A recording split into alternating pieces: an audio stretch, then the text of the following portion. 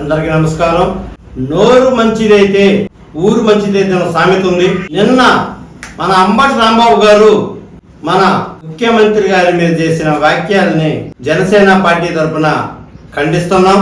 అతన్ని అరెస్ట్ చేయడమే కాదు, అతని మీద ఇంకా పెద్ద పెద్ద సెక్షన్లు పెట్టి ఇంకొకసారి ఎవరి మీద కూడా ఆ విధంగా మాట్లాడకుండా ఉండేటట్టుగా సెక్షన్లు పెట్టాలని కోరుతున్నాం. ముఖ్యంగా మన హోంమంత్రి అనిత గారికి, అలాగే మన రాష్ట్ర డీజీపీ గారికి మా జనసేన పార్టీ తరఫున ఒక విన్నపం. అంబటి రాంబాబు గారిని చంపబోతున్నారు. అతనికి ప్రాణానికి హాని ఉంది. అతన్ని చంపబోతుంది కూడా తన సొంత పార్టీ అయిన వైసీపీ వాళ్ళే.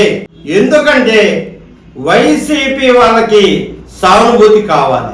సానుభూతి కోసం తన సొంతలను చంపుకోవడానికి వాళ్ళు వెనకాడరు.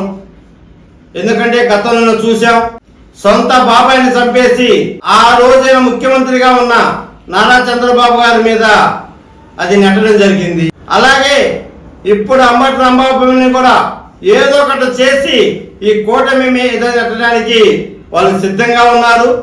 అందుకని గవర్నమెంట్ కొద్దిగా జాగ్రత్తగా చూస్తా అంబటి రాంబాబు ప్రాణాలు కాపాడాలని కూడా కోరుతున్నాం.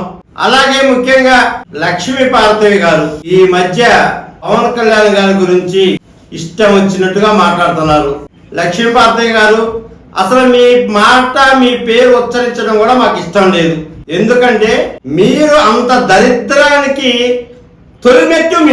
మీరు మీ చూపు ఏ కుటుంబం మీద పడ్డా కానీ ఆ కుటుంబం నాశనం అయిపోయింది. దానికి ఉదాహరణే నందమూరి కుటుంబం. ఎంతో ప్రేమాభిమానంతో ఉన్న కుటుంబం మీద నీ కన్నుబడింది.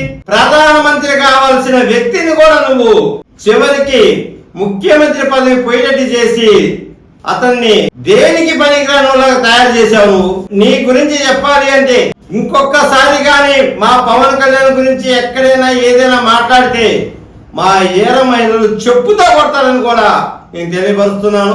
అలాగే ముఖ్యంగా వినుకొండలో మహానటుడు కమల్ హాసన్ ఉన్నాడని మాకు నిన్నే తెలిసింది. మా బొల్లా బ్రహ్మనాయుడు గారు కమల్ హాసన్ మించి కూడా యాక్టింగ్ చేస్తున్నారు. అసలు ఇంత అద్భుతమైన యాక్టింగ్ మా బొల్లా బ్రహ్మనాయుడు దగ్గర ఇంత యాక్టింగ్ ఉందని నిన్నే మాకు తెలిసింది. నిన్న పోలీసులు కల్తీ లడ్డు జరిగిన ఆ మాట వాస్తవమని అందరికీ తెలుసు. ఆ ఫ్లెక్సీని చించడానికి పోతున్న మన బ్రహ్మనాయుడు గారిని పోలీసులు అడ్డుకున్నప్పుడు బ్రహ్మనాయుడు గారు చేసిన యాక్టింగ్ ఆస్కార్కు మించుంది. బ్రహ్మనాయుడు గారి దగ్గర ఇంత నటుడు దాగి ఉన్నానని వినుకొండ ప్రజలకు ఇప్పుడు దాకా తెలవదు. ఆ మహానటుడికి మించిపోయారు అసలు మన బ్రహ్మనాయుడు గారు. లడ్డు కల్తీ జరిగిన మాట వాస్తవం కాదా? అసలు సిట్టేమి ఇచ్చింది? మీరే మాట్లాడుతున్నారు. మీరు తప్పును కూడా ఒప్పు చేయాలనుకుంటున్నారు. రాష్ట్ర ప్రజల మొత్తానికి తెలుసు అలా ఏం జరిగిందో, మీరు ఎన్ని కోట్లు సంపాదించారో. మీ వైసీపీ పార్టీ ఒక విషప పార్టీ. ఒక పామైనా సరే కళ్ళు కనపడక వాటి పిల్లలు తింటాయి. మీరు అవసరానికి పక్కన ఎవరున్నా కానీ వారిని చంపి రాజకీయం చేయాలనుకుంటున్నారు. ఇక్కడ మీరు ఎన్ని చేసినా, మీరు ఎన్ని ప్రభావాలు పలికినా ఎవరు కూడా మన ఆంధ్రప్రదేశ్ జనాభా మిమ్మల్ని నమ్మడానికి ఎక్కడా సిద్ధంగా లేదు. మీరు ఇలాంటి ఎన్నో చేయబోతున్నారు. ముఖ్యంగా కూటమి సభ్యులు చెప్పే విషయం ఒకటి ఉంది. పవన్ కళ్యాణ్ గారు, చంద్రబాబు గారు, నారా లోకేష్ గారు, నరేంద్ర మోడీ గారు, వీళ్ళందరూ కూడా మన ఆంధ్రప్రదేశ్ అభివృద్ధి కోసం ఒక కూటమిగా ఏర్పడ్డారు. ఈ కూటమి ఉన్నంత కాలం వైసీపీ ఆటలు సాగవు అని తెలుసుకున్న వైసీపీ నాయకత్వం ఈ కూటమిని ఎలా విడతీయాలని చూస్తుంది. ముఖ్యంగా ఈ మధ్య వినుకొండ నియోజకవర్గంలో కూడా అక్కడక్కడ పుల్లలు పెట్టడం మొదలు పెట్టింది. వినుకొండ నియోజకవర్గ జనసేన, బీజేపీ, టీడీపీ కార్యకర్తలకి ఒకటే చెప్తున్నాను, మనందరం కలిసి ఉన్నంత కాలం మనల్ని ఎవడు ఏమి ఇక్కడ పీకలేడు. ఎందుకంటే మన ఎమ్మెల్యే గారు చాలా మంచి వ్యక్తి.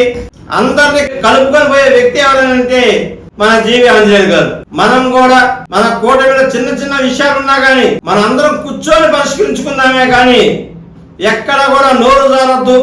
ఏదైనా సరే నోరు జారకుండా మనము ఎంత తక్కువగా మాట్లాడి అందరం కూర్చొని మాట్లాడుకుంటే ఉపయోగం ఉంటుంది. కానీ వైసీపీ వాళ్ళు రెచ్చగొడుతున్నారని కానీ మీరు ఎక్కడ కూడా బయటపడి మాట్లాడొద్దని కోరుకుంటూ సెలవు తీసుకుంటున్నాం.